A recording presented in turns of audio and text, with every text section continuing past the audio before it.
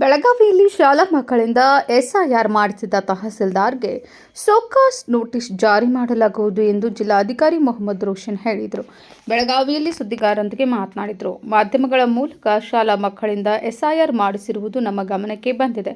ಚುನಾವಣಾ ಆಯೋಗದ ನಿಯಮಗಳನ್ನು ಉಲ್ಲಂಘಿಸಿದರೆ ಕಠಿಣ ಕ್ರಮ ಕೈಗೊಳ್ಳಲಾಗುವುದು. ಶಾಲೆಯಲ್ಲಿಯೇ ಬಿಎಲ್ಒಗಳಿಂದ ಎಸ್ಐಆರ್ ಪ್ರಕ್ರಿಯೆ ನಡೆಸಿರುವುದು ಗಮನಕ್ಕೆ ಬಂದಿದೆ. ಈ ಸಂಬಂಧ ತನಿಖೆ ನಡೆಸುವಂತೆ ತಹಸೀಲ್ದಾರ್ಗೆ ಸೋಕಾಸ್ ನೋಟಿಸ್ ನೀಡಲಾಗಿದೆ ಎಂದರು. ಇಂತಹ ಪ್ರಕ್ರಿಯೆಗಳು ನಡೆಯಬಾರದು ಎಂದು ಈಗಾಗಲೇ ಸೂಚನೆ ನೀಡಲಾಗಿತ್ತು. ಆದರೂ ಶಾಲಾ ಮಕ್ಕಳನ್ನು ಬಳಸಿಕೊಂಡು ಎಸ್ಐಆರ್ ಕಾರ್ಯ ನಡೆಸಿರುವುದು ಕಂಡು ಬಂದಿದ್ದು, ತನಿಖೆಯ ವರದಿ ಆಧರಿಸಿ ಮುಂದಿನ ಕ್ರಮ ಕೈಗೊಳ್ಳಲಾಗುವುದು ಎಂದು ಜಿಲ್ಲಾಧಿಕಾರಿ ಸ್ಪಷ್ಟಪಡಿಸಿದ್ದಾರೆ. ಎಲೆಕ್ಷನ್ ಕಮಿಷನ್ ಗೈಡ್ಲೈನ್ಸ್ ಹಾಗೂ ಚೀಫ್ ಎಲೆಕ್ಟರಲ್ ಆಫೀಸರ್ ಡೈರೆಕ್ಷನ್ಸ್ ಯಾರೇ ಉಲ್ಲಂಘನೆ ಮಾಡಿದ್ದಾರೆ ಅಂದ್ರೆ ನಾವು ಬಹಳ ಸ್ಟ್ರಿಕ್ಟ್ ಆಕ್ಷನ್ ತಗೊಳ್ತೀವಿ.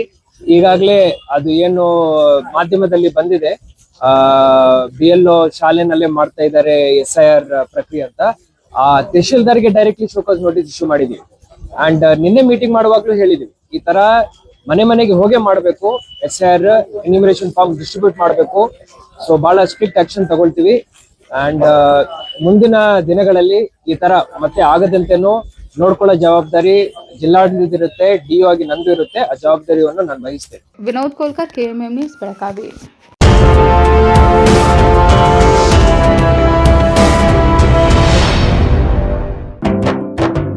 जले दीप अंगना में होगी रोशन दुनिया, पलकों तले छा जाए चांद तारों का साया, रंगोली में खिले रंग खुशियों के भी तराने, तन मन झिलमिल जाए हर पल होंगे सुहाने, ये अटूट बंधन खिले हर आशियाना, रंग वस्त्रों का खजाना, मन भाए